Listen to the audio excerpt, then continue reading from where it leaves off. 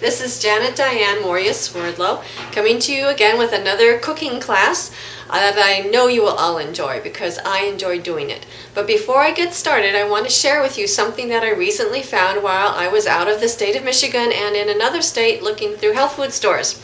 This is Virgil's. Now you may have seen this soda before, but this one is actually stevia sweetened. It is brand new, it has 0 carbs, and it has 0 calories.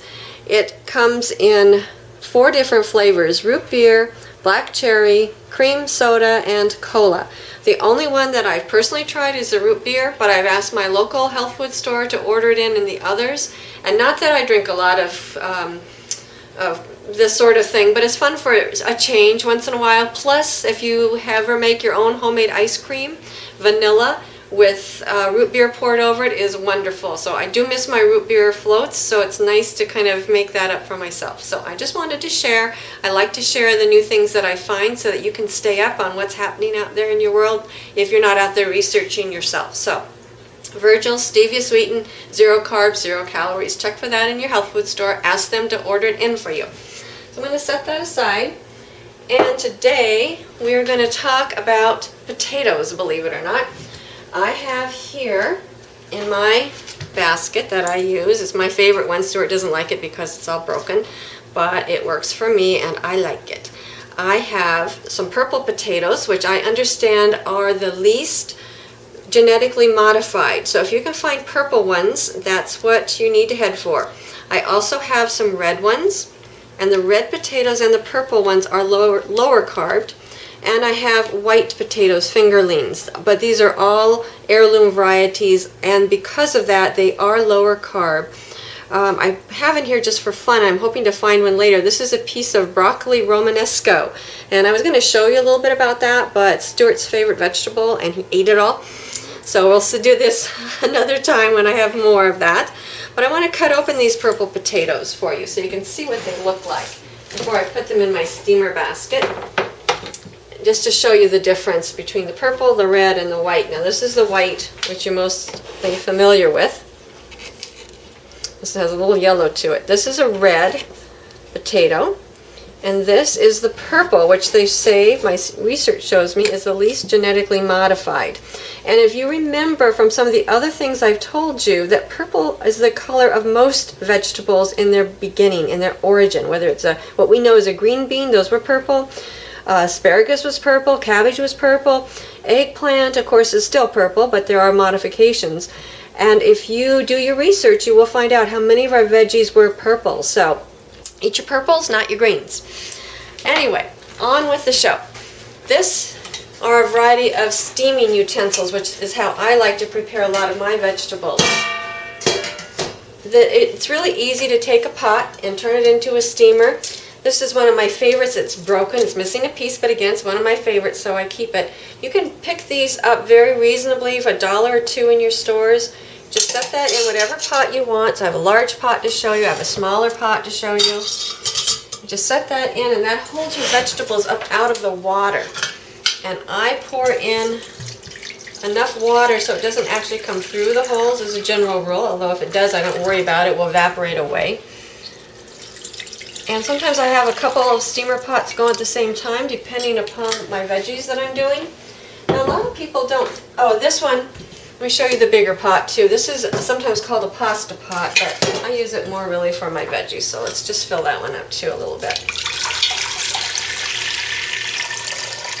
And then what I do is I just turn my burners on high to get it boiling. Put your steamer basket in, and like I said, if you're using these others, and I steam my potatoes and all my veggies, and sometimes I steam more than one kind at the same time, makes it a lot more efficient.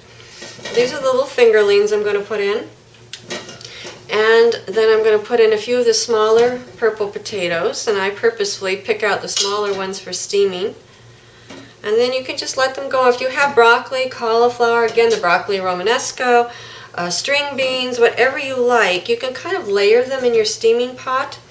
I put the bigger things on the bottom, or sometimes I will add things that take less time to steam on the top.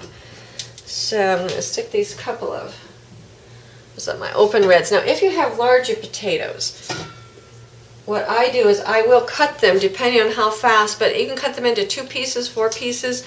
But so if everything is approximately the same size, it will steam about the same, take about the same length of time to steam. But it's a nice way to fix your potatoes, and then you can mash them up with a little bit of butter if you like. It's one of our favorite ways of doing it. So just dump these little fingerling guys in there. They're really good. And because of the peel has most of your nutrition. Now, I want you to see how clean these potatoes are. The purples, here's a wet one for you. The purple, that really is just the stain, but it's not the dirt, even though you might think that. I want to show you what my basket of water looks like over here. Remember, I always tell you to soak everything. See how dirty that is? First I rinse off in the sink, and then I put all my potatoes in here in the 35% hydrogen peroxide waters, because it's been in the ground, you don't know what kind of mold is on there, and you want to get that off. You can see how cloudy that is. So a lot of stuff still came off of the potatoes even after I washed them. I let them soak. These I did overnight, and you can see how nice and clean these look now. So for me, I really don't want to be eating dirt. I don't know about you.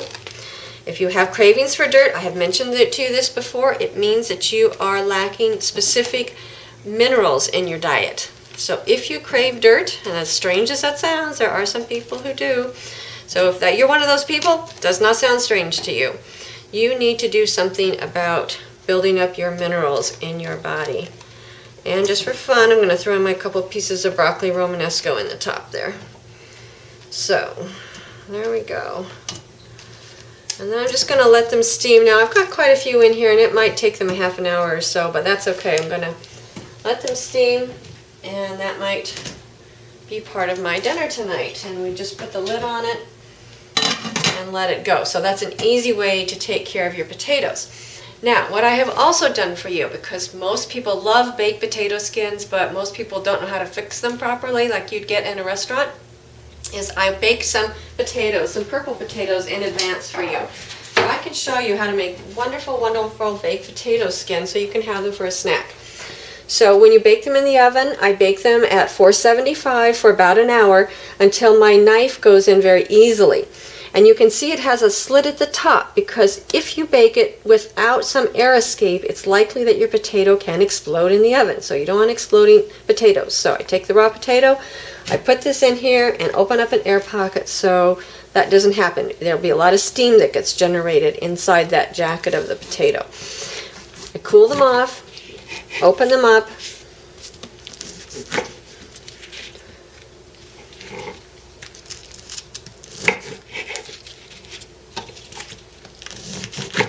okay, and then we want to take out the middle. So let me get my bowl here. And if you're watching your carb count, it is another way of lowering the carbs and still getting some potatoes. So I take out the middle, and there's lots of things you can do with the middles. You can mash them up if you want. They're called twice baked potatoes. Mash them with some delicious sauce. I make a dill sauce that one of these days I'm going to show you how to do, that I always keep on hand. I mash them with that. I put it back in with a little onion, little chives, bake it again in the oven, and that's kind of a tasty treat. The other thing I do with the insides is sometimes in a day or two, because they'll keep a long time, I cut them into chunks and fry them in my non-stick skillet. So if we have time today, I may just give you a quick demonstration of that. It's not too difficult to do, but sometimes people don't think about all these things in the busy days that we all have, and I certainly understand that aspect of it. So again, we're just taking out most of the potato and leaving mostly shell. And of course you want to remember that the skin has wonderful nutrition in there for you. So here we have this, and I have a couple others over here that I'm going to take out and then put them back in for you. Okay, once you have all of the insides out of your potatoes, and what I do is I just turn them all over so that the top is up. And you notice again, I always make a lot of everything, not just because we feed several people here in our household, but also leftovers are great, and when things are already done, Makes it easier for you. So your first night when you bake your potatoes, you can have baked potato and butter. Here's one I forgot to hollow out. So the first night you have baked potatoes and butter. You make a lot of potatoes. The next day when they're cold, you split them in half and take the insides out, turn them over, whatever you want for your potato skins. And then I take my olive oil and I go over all my skins to give them a nice coating, because this is what's going to make them crispy and make them taste like you get the ones you get in the restaurant. They're appetizers that they charge you like $1 billion for, that are really just potatoes.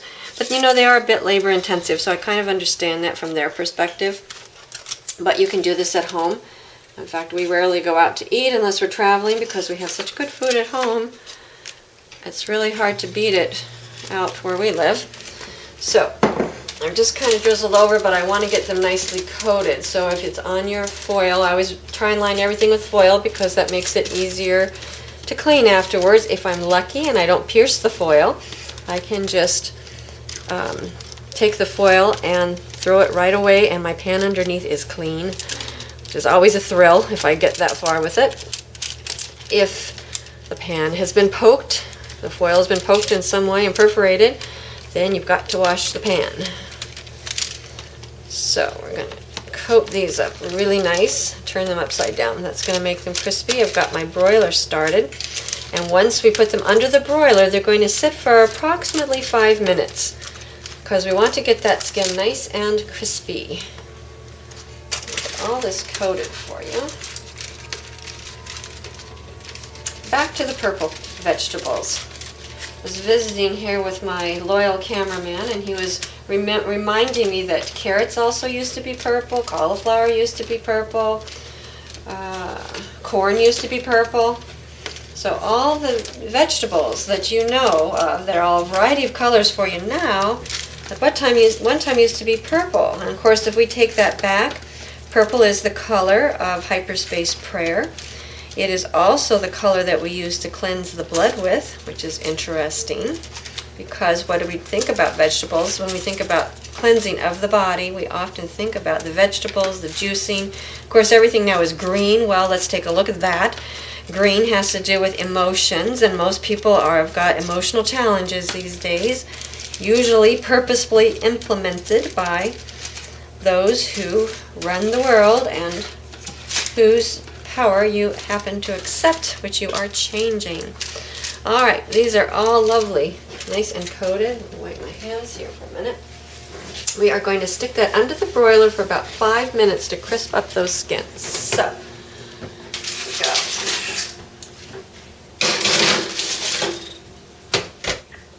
go. Okay, while those are broiling, I'm just going to quick show you how to chop these up. I turn my pan on high, a little bit of olive oil in my non-stick pan, and then I'm just going to take those insides of the baked potatoes and chop them up, and I like them crispy.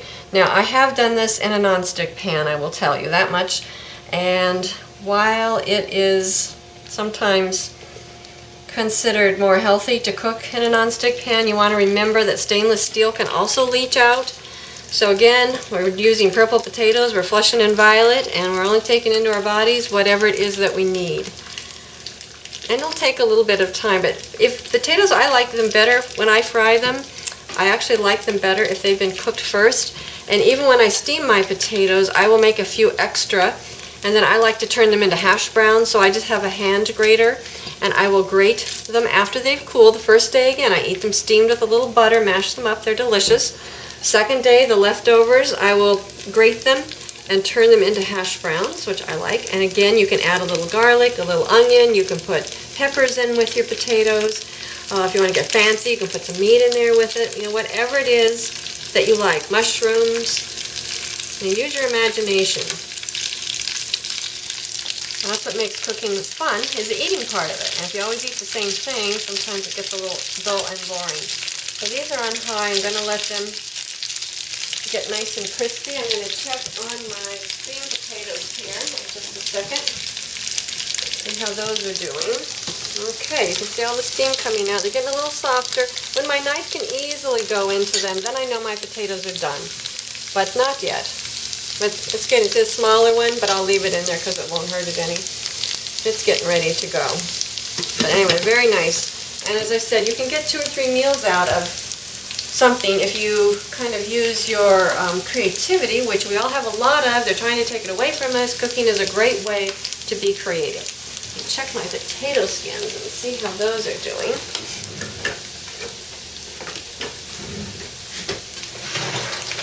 Okay, nice and crispy.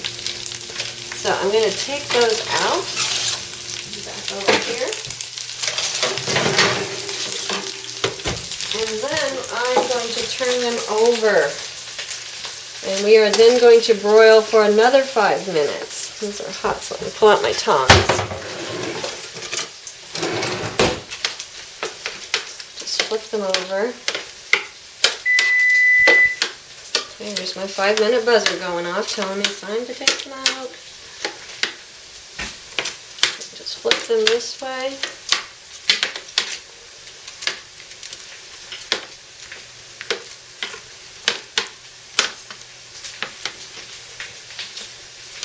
Because I want them crispy.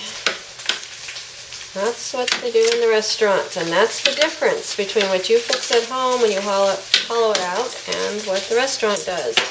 You pour a little bit more oil over the top. Turn those potatoes. It sounds like they're ready. See how nice those are getting? Starting to brown a little bit, and that's the secret to good fried potatoes is not to turn them too often. It's to leave them alone, and that's a hard thing for most people to do. It's not quite time to turn them. I turn them a little prematurely myself. So back to our olive oil.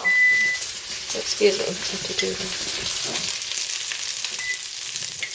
Back to the olive oil. We're going to drizzle a little bit more. We don't need it quite so much on the front, but I try and put a little bit in each one and spread it around because that will help with the crispiness. And no, I'm not afraid of fat. Everybody needs good fat in their body, at least 1 to 2 tablespoons a day. So, fat is good for you. Smear that around a little bit to everything. It's got some olive oil in it.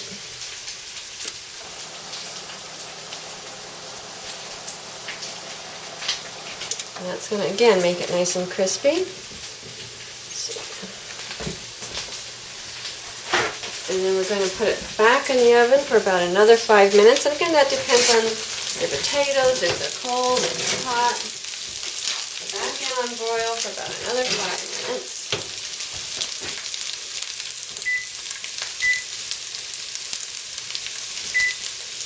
Let's see how my potatoes are doing here.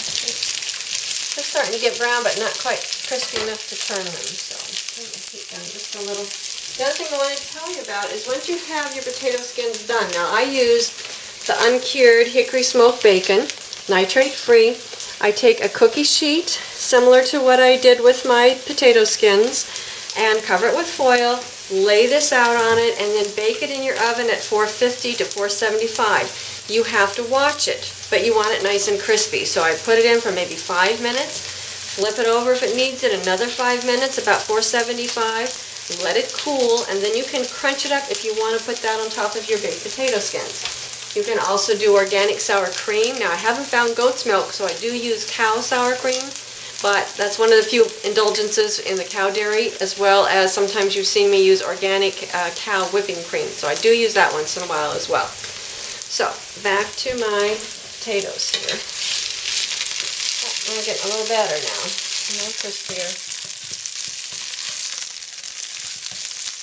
And you just keep letting them do their thing. You can add a little oil if you want to.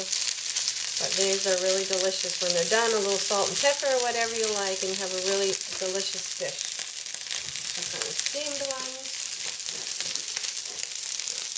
Steamed ones are almost there, so it doesn't take all that long. And you can just leave it set. Sometimes I just turn my steamer on low, sometimes even off. There's enough steam coming through that it can continue cooking that for you. Alrighty, now we're going to take out the skins, and you can see the tops are nice and crispy and bubbly. And that goes over here, and the next thing we're going to decorate them with is some goat cheddar cheese, which I have already grated here for you, but you can do whatever cheeses that you like. This generally, the restaurants use the cheddar cheese. put on as much or little, whatever suits your purpose.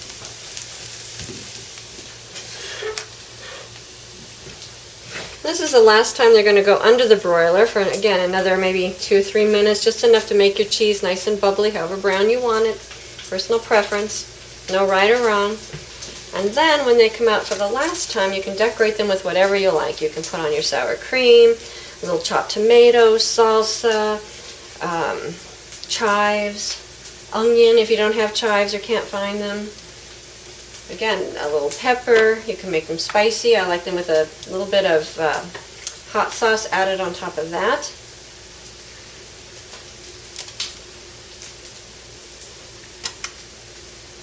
Okay, might as well finish up my cheese here. But anyway, it's a fun thing to do. It's fun for company. It's fun for yourself. You know, it's fun for a quiet dinner for 2. All kids like potato skins. Haven't found any that don't. They might not like everything on top, but they usually like at least the potato and the cheese on it. So these go back under the broiler for another 2 or 3 minutes, just enough to brown.